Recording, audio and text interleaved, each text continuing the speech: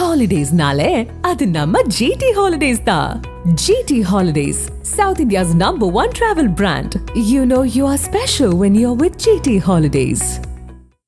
நுங்கம்பாக்கம் புஷ்பா நகர் பகுதியில் அமைக்கப்படும் மழைநீர் வடிகால் பணிகளுக்காக தோண்டப்பட்டுள்ள பள்ளங்கள் மூடப்படாமல் இருப்பதால் விபத்து ஏற்படும் நிலை உள்ளதாக மக்கள் குற்றம் சாட்டுகின்றனர். இது குறித்து நமது செய்தியாளர் சாமுவேல் எபினேசர் வழங்கிய கூடுதல் விவரங்களை பார்க்கலாம்.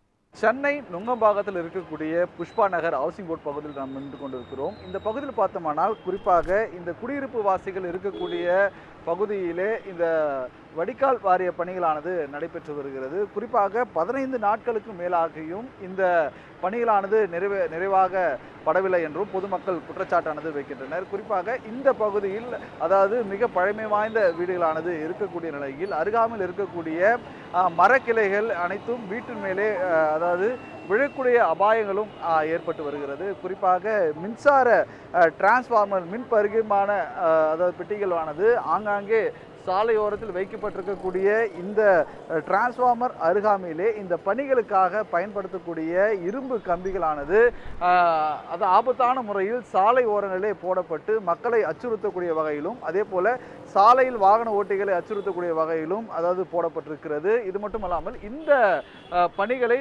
துரிதமாக நிறைவேற்றி தர வேண்டும் என்றும் இந்த பகுதிவாசிகள் அரசுக்கு கோரிக்கையானது வைக்கப்பட்டு வருகின்றனர்.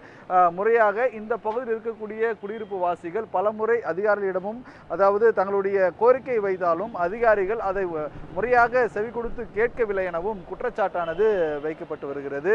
ஏனென்றால் 15 தினங்களுக்கு மேலாக இது போன்ற சம்பவங்கள் அதாவது இந்த பகுதியில் தொடர்ந்து அரங்கேறி வரக்கூடிய நிலையில் இருக்கக்கூடிய அதாவது வீட்டின் உள்ளவர்கள் வெளியேற வேண்டும் என்றாலும் அதாவது பதாகைகளை போட்டு தான் ஆபத்தான முறையில் சாலையை கடக்க வேண்டிய நிலையும் அது மட்டுமல்லாமல் இங்கே போட்டப்பட்டிருக்கக்கூடிய உயர் அழுத்த மின் அதாவது பகிர்மான கம்பிகள் மூலமாக கரண்ட்டுகளானது மற்ற இடங்களுக்கு கடத்தி செல்லப்படுகிறது. இந்த பணிகளிலும் ஆபத்தான நிலையாகவே இருப்பதாகவும் இந்த பகுதி மக்கள் வேதனை தெரிவிக்கின்றனர்.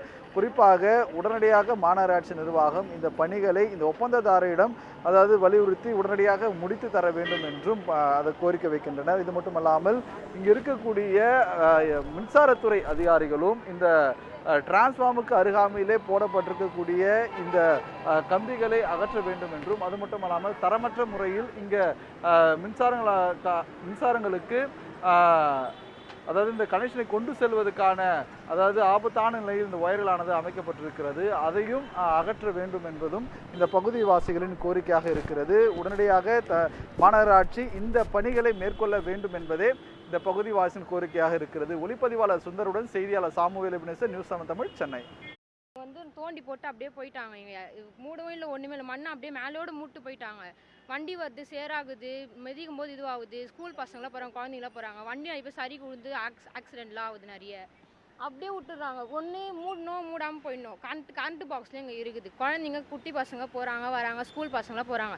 எதாவது ஆச்சுன்னா யார் பொறுப்பு? அரசாங்கம் சொல்லுமா? அதுக்கு பதில் சொல்லுங்கள். மரம்லாம் அப்படி உழுது. இப்போ மழையில பெய்யுது, இடிச்சு மழையில போய் உழுந்தா அங்கே நிறைய இதுவாகும். இப்போ வண்டி போகுது வருது, எதாவது ஆக்சிடென்ட் என்ன சொல்லுவாங்க? உயிருக்கு உத்தரவாதம் இங்கே இல்லை. பள்ளம் தான் நோண்டிட்டு சீக்கிரமாக ரெடி பண்ண மாட்டேறாங்க. 15 நாள் அப்படியே இருக்குது. தண்ணி வசதியும் கிடையாது. தண்ணியாக அந்த பைப்பையும் உடச்சி போட்டுட்டாங்க. 10 நாள் 15 நாள் நாங்கள் தண்ணி பிடிக்கிறது கூட கஷ்டப்படுறோம். இப்போ கேட்ட பிற்பாடு தான் இந்த பைப்பை போட்டு கொடுத்துட்டாங்க. இது வரைக்கும் பைப்பும் போடாமல் இருந்தாங்க. நேற்று காலையில் பிரச்சனை பண்ண பிற்பாடு தான் இந்த பைப்பை போட்டு கொடுத்துக்கிறாங்க. ரோட்டில் உட்காருவோன்னு சொன்ன பிற்பாடு தான் அந்த பைப்பையே போட்டு கொடுத்துக்கிறாங்க. இந்த கார்பரேஷன்கார் வந்தார். நாங்கள் 15 நாள் அவஸ்தைப்படுறோன்னு சொன்னோன்னே அவர் கேட்டார், ஏன் நீங்கள் 15 நாள் அவஸ்தைப்படுறது சொல்லலை எங்ககிட்ட அப்படின்னா.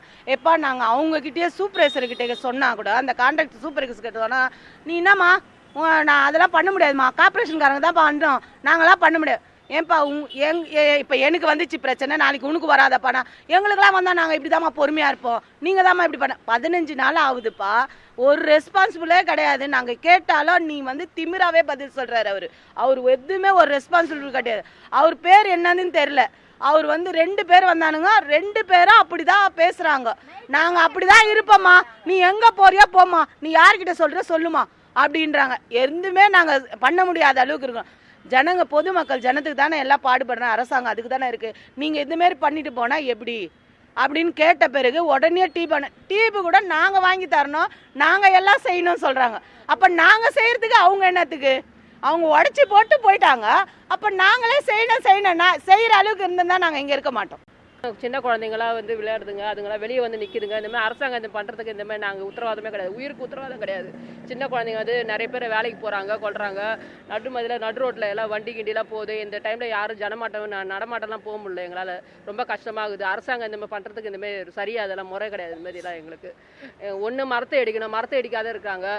ஸ்ட்ரெயிட்டாக அப்படி போகிறதுக்கு குழாவை போகிறதுக்கு அந்த பக்கம் சுற்றின்னு போகிறாங்க காவா.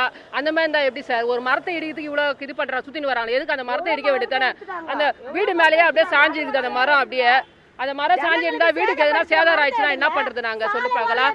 எங்களுக்கு இந்த வசதி இருந்தா நாங்க இந்த இடத்துல இருப்போமா? நாங்க போயிடுவோம்ல. இந்த வசதி இருந்தாலும் இந்த இடத்துல நாங்க இருக்கிறோம். நாங்க இந்த மரத்துக்கு மேலதான் போகுது, அது பார்த்துட்டு தான் இருக்காங்க. பள்ளமும் தோண்டி வச்சிருக்காங்க. 2-3 நாளாவே அந்த கரண்ட் லைன்ல வந்து புகை வருது, வெடிக்குது. கொஞ்ச நேரம் விட்டு கொஞ்ச நேரம் வெடிக்குது. இன்னொரு விஷயம், அந்த காவல் லைன் வந்து ஸ்ட்ரைட்டா போகல, அவங்க ரோட்ல நோண்டின்னு போறாங்க. நோண்டுறது பிரச்சனை இல்லை சார், எங்களுக்கு அந்த வழி போகிறதுக்கு வழி வாய்க்கால. இப்போ நாங்கள் ஒரு கடைக்கு போகணுன்னா கூட இப்படி சுற்றின்னு போகிறப்போ மழை பெய்யுது, பட்டுன்னு கால் சரிக்கிட்டு நாங்கள் விழுந்துட்டுனா என்ன பண்ணுவாங்க? ஃபஸ்ட்டு எங்களுக்கு எதுக்கு ரெடி பண்ணி சொல்லுங்கள். அந்த மரத்து மேலே தான் அந்த கரண்ட் போகுது. பட்டுன்னு வெடிக்கிற டைமில் அந்த மரத்தையும் பாதிக்கும், மக்களுக்கும் பாதிக்கும், இந்த பில்டிங்கும் பாதிக்கும் சார். ஒரு இடமா முடிச்சுன்னு அப்படியே லைனாக தானே வரணும்.